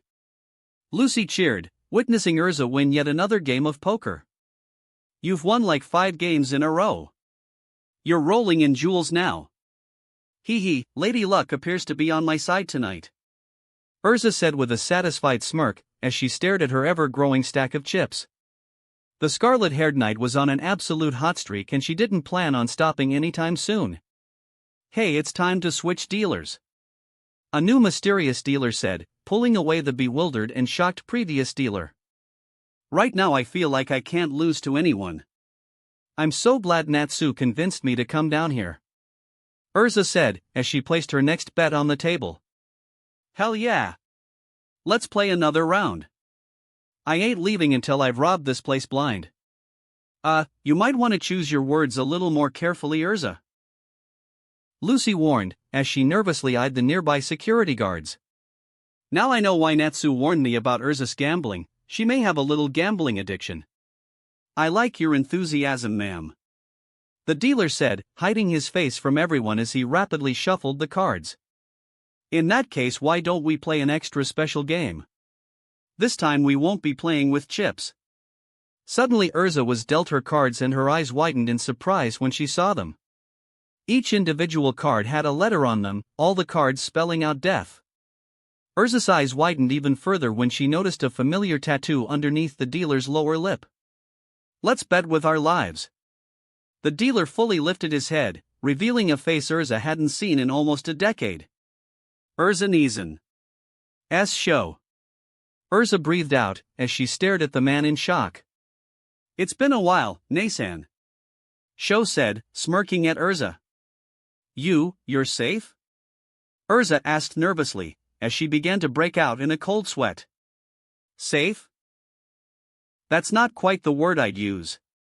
Sho replied, gazing darkly at the scarlet-haired knight. Ah, no. That's not what I meant. Urza began to stutter, as she felt herself becoming more and more flustered. Suddenly all the lights went out, causing Lucy to yelp in surprise and latch onto Urza's arm. What's going on? Lucy yelled, tightly holding Urza's right arm. It's pitch black all of a sudden. What the hell is happening? Urza asked, just as the lights slowly began to come back on. Urza and Lucy had to squint as their eyes readjusted to the lights suddenly coming back. The first thing Urza noticed was that Sho was no longer in front of them. Sho? Right over here, Nasan. Sho spoke up from behind Urza and Lucy, dropping his stack of cards all around him. Urza and Lucy's eyes widened when they heard soft screams apparently coming from the cards.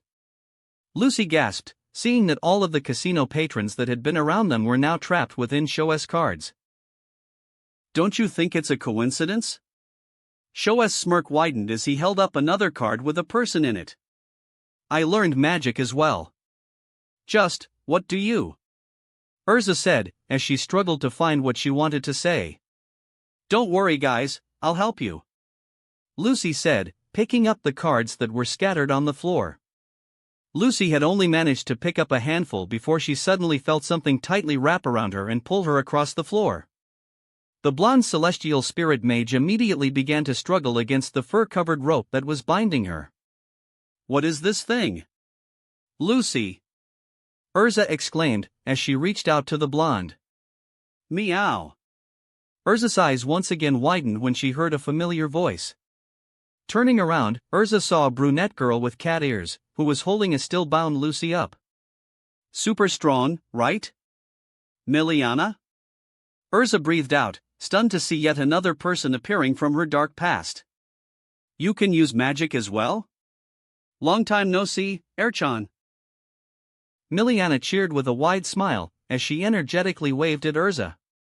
What's the meaning of all this? Urza shouted, feeling a wave of anger as she watched Lucy struggle against Miliana's bindings. Lucy is my nakama. Let her go. Meow? Nakama? Miliana repeated in a confused tone, as she put a finger to her chin. I thought we were your nakama as well, Nasan. Sho revealed, causing Urza to freeze in place. These people were Urza's nakama? Lucy thought, as she felt the bindings around her body slowly beginning to tighten. That is, until you betrayed all of us. Sho said in a menacing tone, glaring at the flustered knight. Urza couldn't help but squirm and fidget underneath Sho and Miliana's gaze. Urza grit her teeth and hugged herself, as she avoided looking at Sho and Miliana. Don't make her too upset, Sho. A third voice said, as someone started to materialize out of blocks next to Lucy and Miliana. How many people from my past are here? Urza thought, recognizing who the voice belonged to. Dandy men know how to maintain their composure, unlike that pink-haired punk back there. Little bastard burned my hand real good. A square-looking man said, as she smirked lecherously at Urza. You turned out to be quite the looker, Urza. So, you're here to Wally? Urza asked, as she gazed at yet another blast from her past. And I see that you can use magic too. No need to be so awestruck, Urza. A fourth voice said from thin air. The ground next to Sho began to glow and a moment later a massive man appeared. Once that man gets his hands on you, anyone would be able to use magic, right, Urza? Simon! Urza exclaimed, not believing her eyes. They're all here, the only person missing is him. Urza, who the hell are these guys? Lucy asked, before she was roughly shoved to the ground by Miliana. Ugh, why's that show guy calling you Natsu? He's not my brother or anything. Urza replied in a quiet voice, as she nervously rubbed her arm. They're all my former nakama. Nakama, but I thought you've been in fairy tale ever since you were a kid, that's what Natsu told me. You both joined together, Lucy said, looking up at the flustered knight. Lucy couldn't understand why Urza was acting like this. She was usually so proud and confident, but now she looked afraid and racked with guilt. What's going on, Urza? This was before I joined Fairy Tail, before I met Natsu. Urza replied, as she turned to face her old nakama. What are you all doing here? Please let Lucy go. We came to bring you back. Wally said cryptically, his smirk widening. Let's head back, Natsu. Sho said, as he extended an arm out to Urza. I can dash. If you insist on being stubborn. Wally said, pulling a new revolver out of his coat pocket. Lucy squeaked in shock when Wally pulled back the hammer. I'll kill your little blonde friend here. Stop it. Urza screamed, the fear and worry in her voice surprising her old nakama. I'm begging you. Don't hurt Lucy. If you hurt her, you don't know what Natsu will do to you. Before Urza could say any more, a loud bang rang out and she suddenly felt a sharp pain in her back. Slowly turning her head, Urza saw Wally's gun had warped behind her. What the? As soon as the words left Urza's mouth, she collapsed into Simon's arms. Urza! Lucy yelled in a mixed worry and anger. If they killed her, Natsu was going to kill all of them. Don't worry, it's one of my sleeping bullets, Wally said, putting the revolver back into his coat pocket. We got our target, Simon said, as he hoisted Urza over his shoulder. Let's head back now. Hey! Where the fuck do you think you're going? You can't just take Urza like that. Lucy yelled, her face red in anger as she fiercely struggled against her bindings. Give her back now. Meow. Keep your mouth shut, Miliana said, as she snapped her fingers. Suddenly the ropes binding Lucy began to tighten even further, making it harder for her to breathe. Lucy screamed in pain as her body was stretched even further. Another 5 minutes and you'll be cat food. Oh Miliana, that reminds me, Wally said, just as Happy materialized into his arms. I got you a little gift. I managed to snag him from that brat from earlier. Meow. A cute kitty. Miliana cheered, hugging the unconscious Happy tightly. Meow. Can I really keep him? Happy.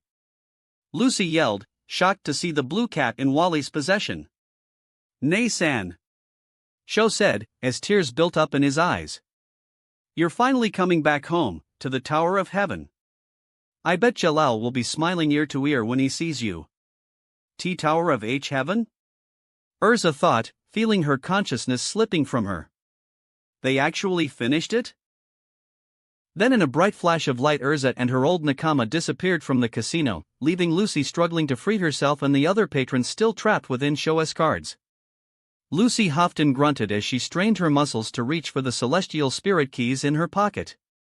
The celestial spirit mage let out a slight cheer when she finally managed to snag the keys from her back pocket.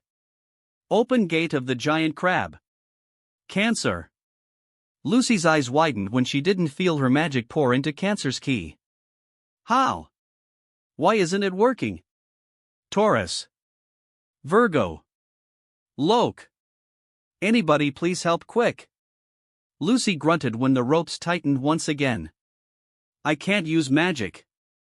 This rope is getting tighter every second. Loose. Lucy's head whipped around, blonde and pink locks sticking to her face.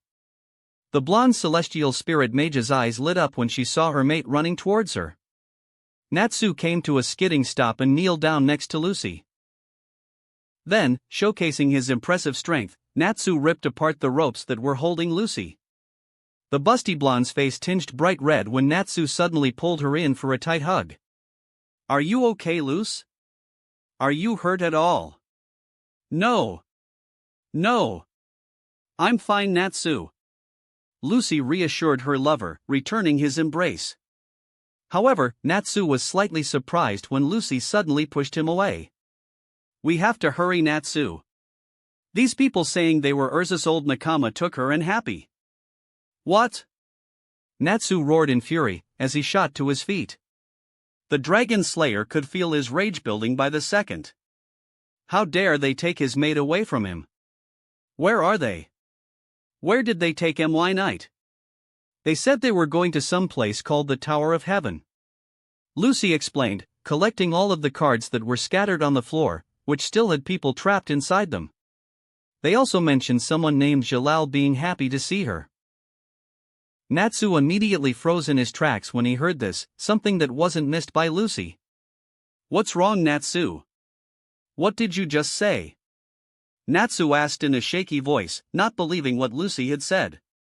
"There's no way she just said Jalal. I said Urza's old nakama mentioned a guy named Jalal would be happy to see her."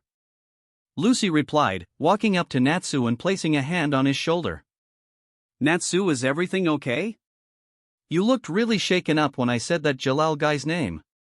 "I'm fine, Luce, really," Natsu said with a forced grin, as he placed his hand on top of Lucy's. The blonde celestial spirit mage didn't buy it, but she decided it was best not to push the subject right now. Whoever this Jalal person was, he had some type of history with Natsu, that much was obvious. "Come on, let's find Juvia and the Ice Princess, so we can go save Urza." "I'm sorry everyone, but we have to get moving," Lucy said, placing the stack of cards on a nearby table. "That spell should wear off soon, but just in case it doesn't, I'll alert the Magic Council and have them send someone over to check up on everyone."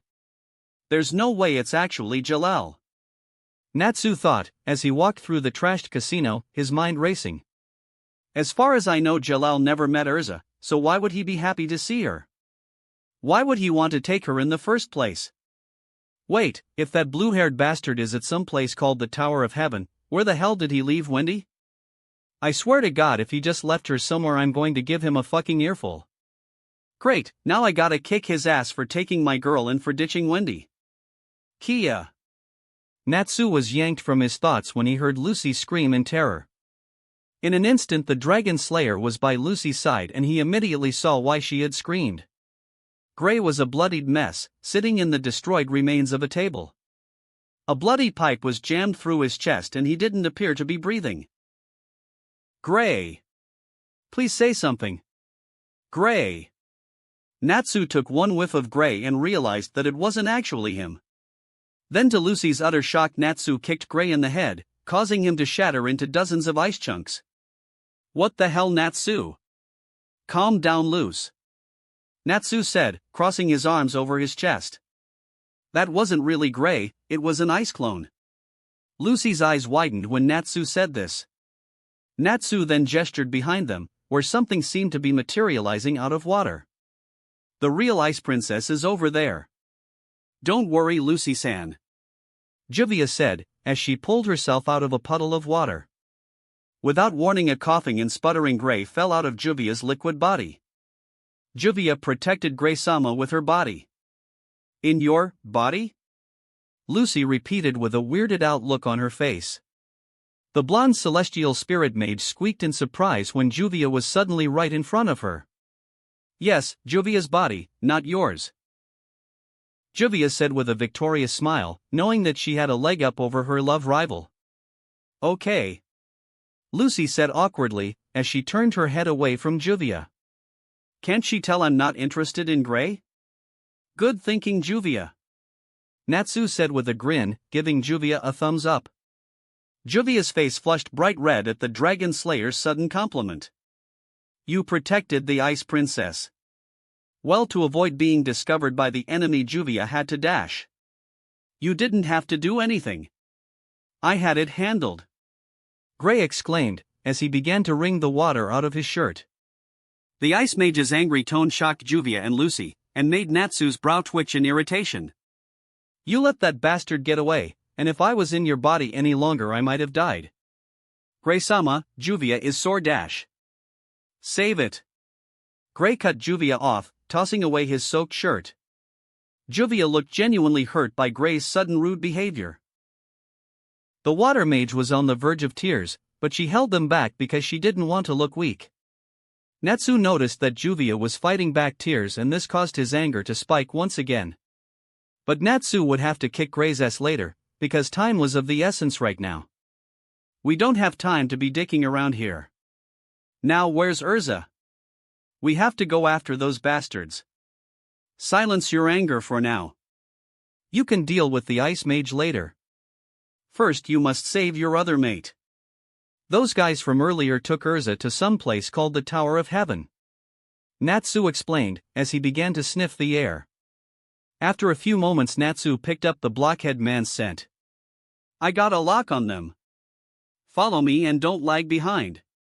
Natsu began to sprint out of the casino, with Lucy right behind him and Gray and Juvia lagging slightly behind.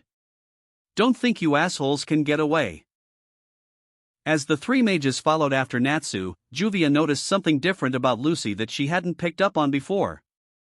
Because of all the commotion in the casino, Juvia hadn't paid much attention to the streaks of pink hair amongst Lucy's normally blonde locks. But now that things had calmed down slightly, Juvia finally noticed the pink locks as Lucy's hair blowing wildly as she ran behind Natsu. Gray-sama? Juvia asked, getting the ice mage's attention. Gray's irritation had gone down considerably since exiting the casino, but he still frowned when he looked at Juvia. Why is Lucy San's hair like that? Juvia remembers Lucy San's hair being purely blonde when Juvia last saw her.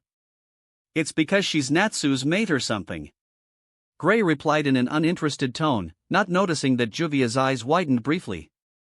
They're dating now, I guess. If you want all the details, talk to Flame Brain himself. Okay. Juvia muttered quietly, as she turned to look at Lucy once again. So Natsu is in love with Lucy-san, that's a good thing, right? Now Juvia won't have to worry about Lucy-san being a love rival anymore, but why does Juvia's heart ache when she thinks of Natsu being with another girl? Juvia loves Gray-sama, but Juvia can't help but feel sad when she sees Natsu and Lucy-san together. This is where the trail leads. Natsu's voice pulled Juvia from her thoughts. The water mage was surprised to see that the dragon slayer had led them onto the beach near the resort. Wherever those bastards took Urza, it's out on the water somewhere. Same time, Tower of Heaven. Jalal-sama. A man with dark flowing hair said, approaching the cloaked man's throne. We've just received word that Urza Scarlet was successfully captured. The team you dispatched should be back soon. The cloaked man going by the name Jalal smirked from underneath his hood. But, at this point, why bother capturing that traitor? With your power, getting rid of her should have been quite easy. Oh ho, we can't have that. Jalal said in an amused tone, which caused his henchman to quirk an eyebrow. This world would become quite boring. But now that the Tower of Heaven is complete, letting her live would be quite troublesome. The time has finally come. Jalal's smirk became twisted and evil. Become my perfect sacrifice, Urza Scarlet. Same time, waters north of the resort. Ugh, my head. Urza groaned, as she slowly began to awaken. The scarlet-haired knight was immediately aware that she was on some type of ship and that her hands were tied. Where the hell am I? We're on a ship, Naysan. Sho said, walking down the stairs next to Urza. We're headed to the Tower of Heaven. Really? Urza asked with a sad smile, as she released a calming breath. Is that so? Could you please release me? I promise I won't fight. No can do, Naysan. Sho replied, placing his hands in his pockets. When Urza heard this, she immediately began to struggle against her bindings. You're a traitor, Naysan, so you can't be trusted right now. And don't bother trying to break out of those ropes. Miliana's bindings have the power to seal away magic. Not even a powerful mage like yourself could break free. I understand, then please let me at least put on my armor.